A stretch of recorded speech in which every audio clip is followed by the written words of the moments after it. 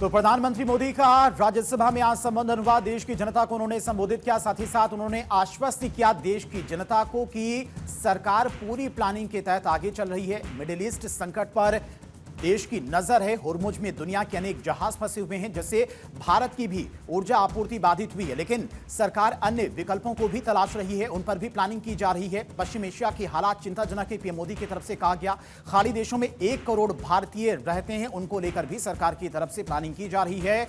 तो middle east संकट को लेकर आज प्रधानमंत्री मोदी की तरफ से कई बड़ी बातों का जिक्र किया गया। उन्होंने कहा कि देश को आत्मनिर्भर बनना होगा, साथ ही साथ एकजुटता दिखानी होगी, क्योंकि आने वाले समय में जिस तरह से होर्मुज स्ट्रेट बाधित हुआ है, ऊर्जा आपूर्ति बाधित हुई है, उसकी वजह से आने वाले समय में एक बड़े संकट का सामना करना पड़ सकता है। इसके अलावा पीएम मोदी ने और क्या कुछ कहा है, सुनाते हैं आप। पश्चिम एशिया में चल रहे इस युद्ध को 3 सप्ताह से अधिक का समय हो चुका है। इस युद्ध ने पूरे विश्व में गंभीर ऊर्जा संकट पैदा कर दिया है। भारत के लिए भी ये स्थिति चिंताजनक है। इस युद्ध से हमारे व्यापार के रास्ते प्रभावित हो रहे हैं। इससे पेट्रोल, डीजल, गैस और फर्टिलाइजर जैसे जरूरी सामान की रूटीन सप्लाई प्रभावित हो रही है।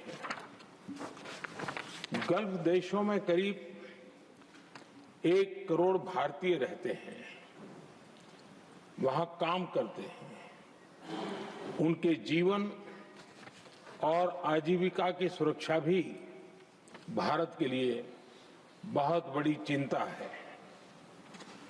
होर्मुज स्ट्रेट में दुनिया के अनेक जहाज फंसे हैं।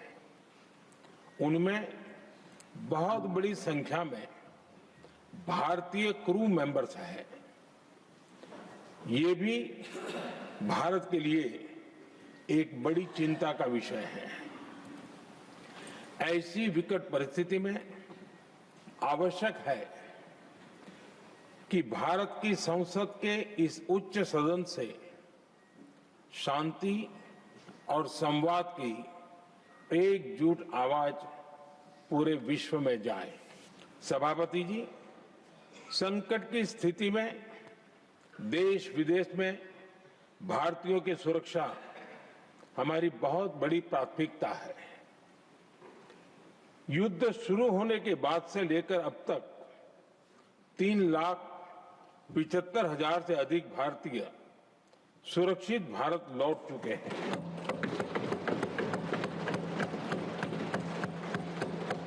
ईरान से ही अभी तक 1,000 से अधिक भारतीय सुरक्षित वापस लौटे हैं। इनमें 700 से अधिक मेडिकल की पढ़ाई करने वाले युवा हैं।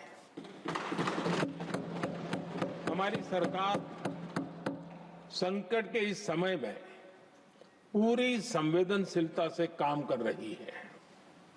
सभी देशों ने वहां मौजूद भारतीयों की सुरक्षा का पूरा आश्वासन दिया है।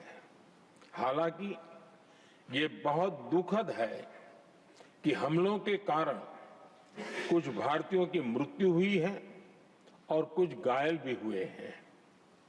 ऐसे मुश्किल हालात में परिवारजनों को आवश्यक मदद दी जा रही है।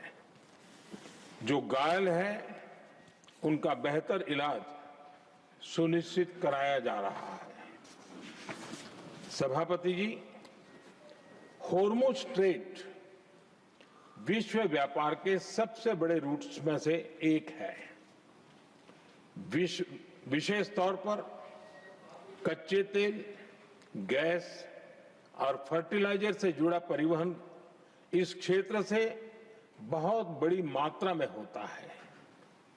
युद्ध के बाद से ही होर्मुज स्ट्रेट में जहाजों का आना जाना बहुत चुनौतीपूर्ण हो गया है।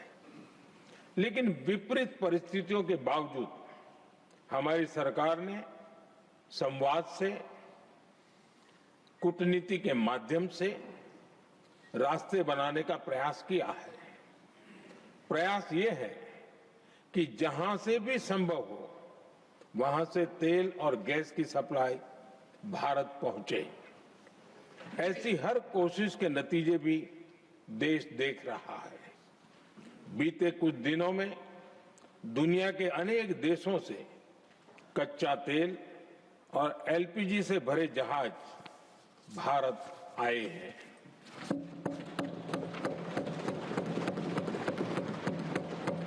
इस दिशा में हमारे प्रयास आने वाले दिनों में भी जारी रहेंगे।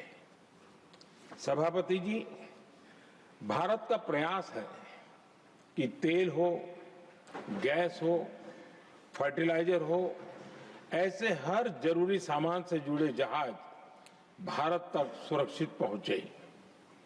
लेकिन इस युद्ध से बनी वैश्विक परिस्थितियां अगर लंबे समय तक बनी रहती है तो गंभीर दुष्परिणाम तय है।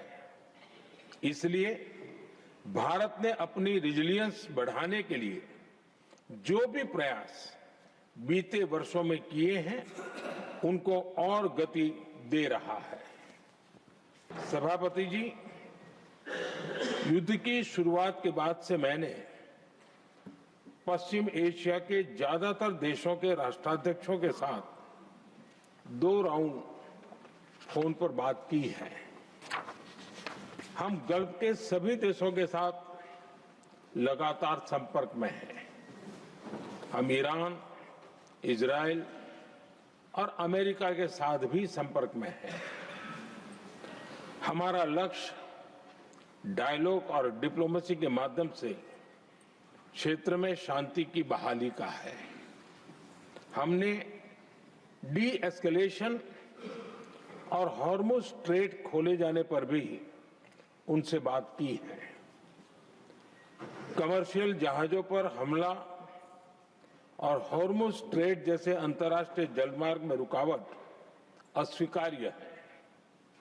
भारत ने नागरिकों पर, सिविल इंफ्रास्ट्रक्चर पर, एनर्जी और ट्रांसपोर्ट से जुड़े इंफ्रास्ट्रक्चर पर हमलों का विरोध किया है।